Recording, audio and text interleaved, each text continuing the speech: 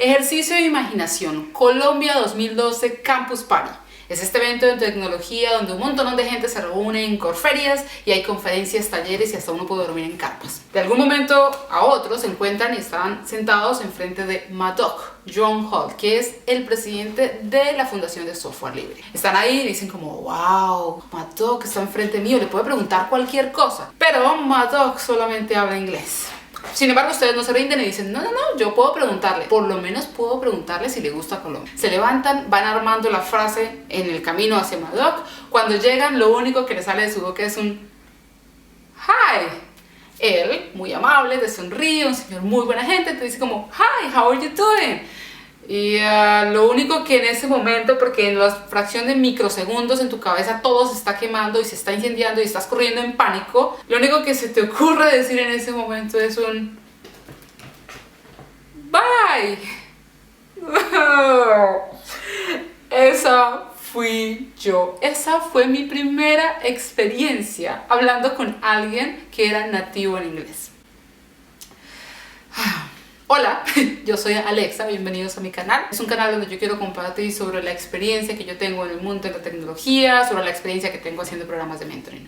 El video de hoy es súper especial porque va dedicado al semillero de investigación SILUX. Esto es en la Universidad Francisco de Paula Santander en Cúcuta, mi universidad. Chicos y chicas, si yo pudiera devolverme al pasado y pudiera decirle en un corto periodo de tiempo a mi yo del pasado varias cosas, le diría 3. Comunidad, inglés y cuestionarse. Y quiero ahondar más sobre eso. Comunidad. La razón por la que yo estaba en ese almuerzo con Madoc es porque de alguna forma la comunidad a la que yo pertenecía en Cúcuta se comunicó con la comunidad de Bogotá y resultamos todos en esa reunión, en ese almuerzo compartiendo con él.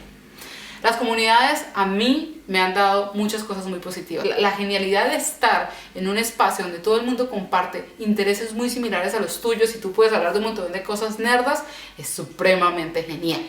No me siento rara ni me siento como, oh, la nerda. No, me siento muy bien. Y la segunda es que a través de las comunidades yo he encontrado oportunidades de trabajo sin buscarlas. O sea, mi primer trabajo lo conseguí en la Universidad de Santander. Y resulta que la forma en como yo me enteré fue porque un miembro de la comunidad me dice como, oye Alexa, ¿tú sabes que estamos buscando un desarrollador en PHP para la UDES? Y yo como que, ¿en serio? Sí, deberías aplicar. Bueno, sí. Y apliqué y pasé y pues bueno, fue muy genial la experiencia que estuve con ellos. Lo segundo que le diría a mi yo anterior es el inglés. Ya les conté mi primera experiencia. Tuve muchos momentos así, inclusive peores, que no quiero ya mencionar porque ya fue suficiente. Cuando yo me mudé de Cúcuta a Medellín, conseguí un trabajo en una empresa internacional y tuve la fortuna de que la persona que me reclutó me dijo como, tranquila, con el nivel de inglés que usted tiene, yo creo que usted se puede defender, hágalo. Y pasé todas las pruebas técnicas y entré. En mi primera reunión yo estaba en la casa, en un hangout, con todo ahí listo. La persona que en ese momento era la product owner del proyecto en el que yo estaba, comienza a hablar despacio y yo como que, wow, Alexa, no estás tan mal en inglés, ¿y tú qué te estabas dando tan duro?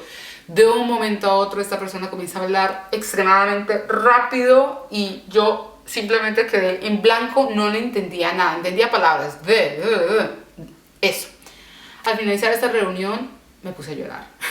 Estaba supremamente asustada, yo como, ¿cómo voy a trabajar cuando ni siquiera entiendo? Entonces hice varias cosas, pues primero dejé de llorar, la segunda que hice fue que yo escribía en cada papelito todos los días lo que yo había hecho el día anterior, lo que iba a hacer el día siguiente y si tenía algún tipo de bloqueo. Entonces todos los días, yesterday, bien. Le preguntaba mucho a mis compañeros, los que sí hablaban inglés bien, como oye, ¿qué fue lo que dijo? Y cosas así.